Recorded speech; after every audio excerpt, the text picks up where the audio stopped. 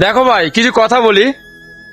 মানুষ যে সাকসেস কথা বলে না, সাকসেস, ঠিক আছে, সাকসেস কিন্তু এতটা সহজ না। ঠিক আছে, সাকসেস তুমি মনে করো না যে আমি সাকসেসের স্টোরি লাগিয়ে দিলাম যে আমি সাকসেসফুল হয়ে গেছি। স্টোরি লাগালে পরে মানুষ কোনো সাকসেস মনে হয় না। ঠিক আছে, সাকসেস হওয়ার জন্য মানুষকে দিনরাত এক করে পরিশ্রম করতে হয়।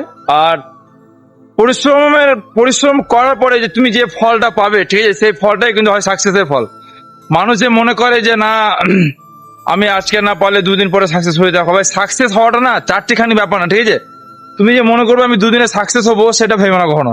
কারণ সাকসেস একটা এমন একটা প্ল্যাটফর্ম রয়েছে, ঠিক আছে, যেখানে মানুষ যাবার জন্য 4 থেকে 5 বছর, 5 থেকে 6 বছর, দীঘায় হয়তো কোনো কোনো মানুষজন প্রায় হয়তো 10 বছরও জার্নি করতে হয়েছে। ঠিক আছে, আমরা তো এই ধরে নাও যে 1 থেকে 2 বছর ধরে ভিডিওর প্রতি এত খাটি, কন্টেন্ট দেওয়ার চেষ্টা করি, কিন্তু এমন না যে প্রত্যেক দিন যে দিব সেটা তো পাই না। তার কারণ কন্টেন্ট জিনিসটা এমন একটা জিনিস যেটা প্রত্যেক দিন না মানে নিজেকে তৈরি করতে পারে না। ঠিক আছে, আজ থেকে 2 দিন ধরে আমি প্রত্যেক দিন ভাবছিলাম, 2 দিন হয়ে গেল আমার 2 দিন ধরে ভাবছিলাম যে আমি কি একটা কন্টেন্ট দেবো।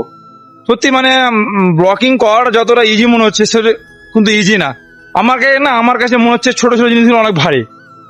সত্যি আমার খুবই ভারী মনে হচ্ছে ভাই। আমি মানে প্রত্যেক দিন ভাবি যে আমি কি করে কন্টেন্ট দেবো, কোথায় পাবো কন্টেন্ট। আর কন্টেন্ট ব্যাপারটা না সত্যি ওটা নিজের মধ্যে, তুমি যেটা চাইবে সেটা দিতে পারো, যেটা তোমার ইচ্ছা সেটা করতে পারো, কোনো ব্যাপার না। কিন্তু কি বলো তো, শুধু না একটু সময় দরকার হয়। সত্যি সময়টা না খুবই কঠিন ব্যাপার।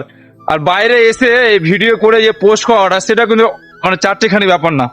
সবকিছুর মধ্যে যেন 12 ঘন্টার মধ্যে কাজ করার থেকে নিয়ে নিজের খাওয়া দাওয়া এবং বসে থাকা, রেস্ট করা, ফ্যামিলির সাথে কথা বলা, সবকিছু কিন্তু এই 12 ঘন্টার মধ্যে করতে হয়। তার কারণ 12 ঘন্টা থেকে তুমি ধরো কাজে তুমি পার করে দিলে, ঠিক আছে, বাকি সময়টা তোমার খাওয়া দাওয়া, স্নান দান, ঘুমা নিয়ে 12 ঘন্টা তোমাকে পার করতে হয়।